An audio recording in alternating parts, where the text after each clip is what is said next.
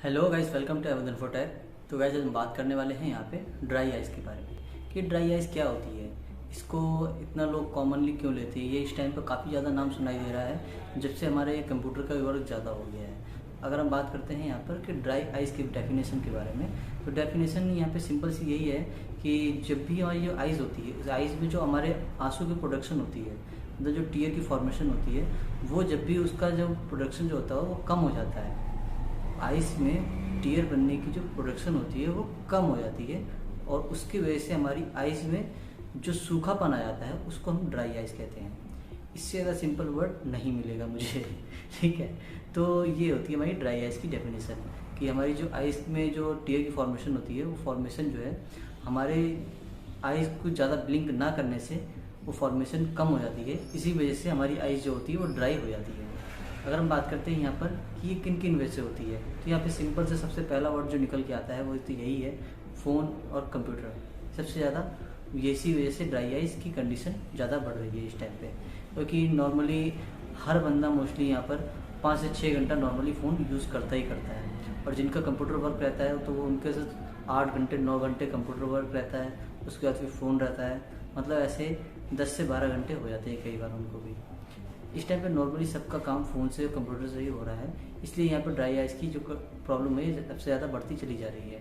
अगर हम बात करते हैं यहाँ पर कि और कौन कौन सी दिक्कतें होती हैं यहाँ पर, तो और भी कई सारी दिक्कतें होती हैं यहाँ पर। सबसे जो कॉमन दिक्कत होती है यहाँ पर, जिनको ब्लीफराइटिस है, ब्लीफराइटिस के केस में ड्राई आइस सबसे ज़्यादा होती है, क्योंकि ब्लीफराइटिस एक तरह से ड्राई आइस की वजह से होता है। अगर हम बात करते हैं यहाँ पर कि और क्या होता है यहाँ पर, तो और यहाँ पे आपका जो इनका ब्लड प्रेशर हाई हो जाता है उनके केस में ड्राई आइज हो जाती है।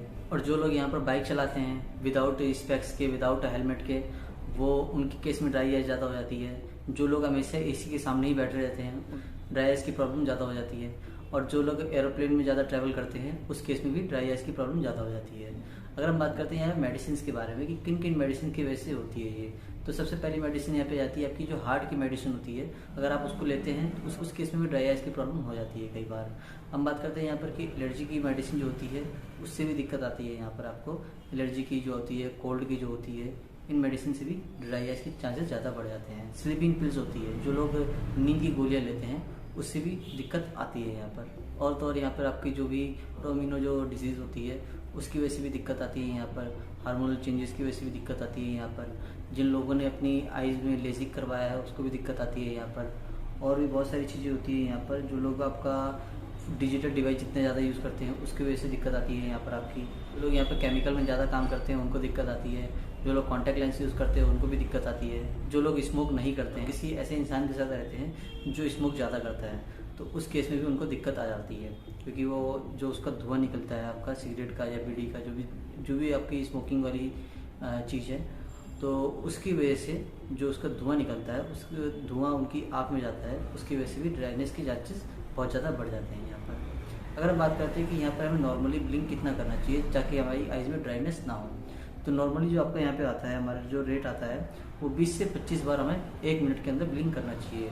बट हम आज के टाइम पे कोई भी डिवाइस यूज़ कर रहे हैं, जैसे कंप्यूटर, लैपटॉप, फ़ोन, कोई भी अपनी डिवाइस यूज़ कर रहे हैं, तो उस केस में हमारे जो ब्लिंकिंग रेट आ जाता है वो 5 से 6 पर मिनट हो जाता है। कहाँ 5 से 6 पर मिनट और कहाँ 20 से 25 पर मिनट।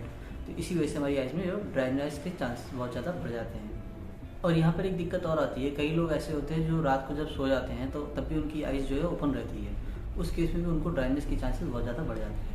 उस केस में उनको सबसे ज़्यादा ड्राइनेस के चांसेस रहते हैं। अगर हम बात करते हैं यहाँ पे इसके साइन एंड सिम्टम्स के बारे में, ये साइन एंड सिम्टम्स क्या होते हैं यहाँ पर, तो साइन एंड सिम्टम्स जैसे में आप यहाँ पे होते हैं, आपका जो भी आपकी आइज़ रेड हो रहेगी, आपकी आइज़ में रेडनेस हो जाएगी, आपकी इचिंग होगी और सेंसेशन होगा, आपकी आइज़ जो है वो थकी हुई महसूस करेगी, और आपकी आइज़ में जो है पेन होगा, आपकी आइज़ से पानी ज़्यादा निकलेगा, मतलब वाटरिंग ज़्यादा होगी, और भी बहुत सारी चीज़ें यहाँ पे आ जाती हैं। अगर आपको ये सारी चीज़ें हो रही हैं तभी आप एक तरह से समझ सकते हैं कि आपको ड्राइनेस की प्रॉब्लम हो रही है।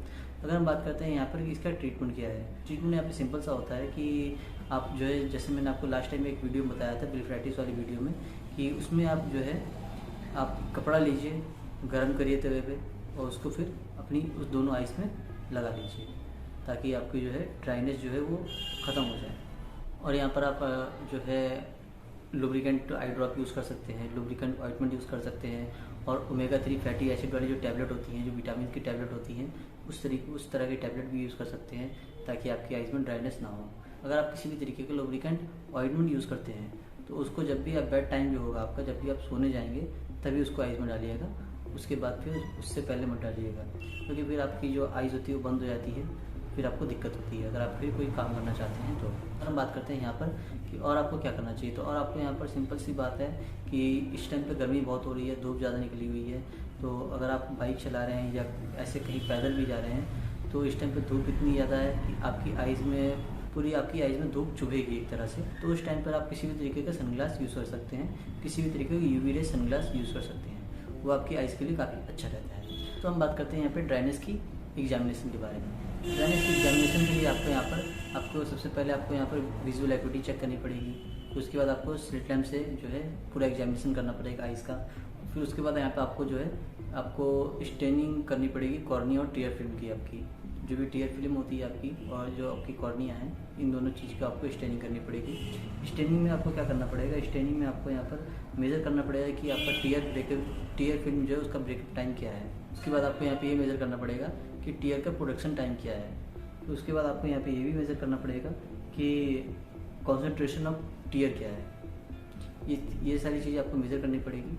अगर ये सारी चीज़ें नॉर्मल है तो आपको ड्राई आइस नहीं है, लेकिन अगर नॉर्मल नहीं है तो यहाँ पे आपको ड्राई आइस के चांसेस हैं। उस केस में मैंने आपको जो ट्रीटमेंट बताया है वही आपको लेना है। आप लुब्रिकेंट यूज़ करिए, और अगर बाहर जा रहे हैं तो किसी तरीके का स्पेक्स यूज़ कर सकते हैं, सनग्लास यूज़ कर सकते हैं। तो वैसे कुछ इन्फॉर्मेशन थी हमारे पास ड्राई आइस के बारे में। आई होप आपको वीडियो पसंद आई हो। अगर आपको वीडियो पसंद आई प्लीज़ लाइक करना ना भूलें, और कोई भी क्वेश्चन कोई क्वारीज हो प्लीज़ कमेंट जरूर लिखें, हम उसका आंसर जोड़ देंगे। तो वैसे आज के लिए बस इतना ही, मिलते हैं किसी नेक्स्ट वीडियो में। तब तक के लिए अपना ध्यान रखिएगा।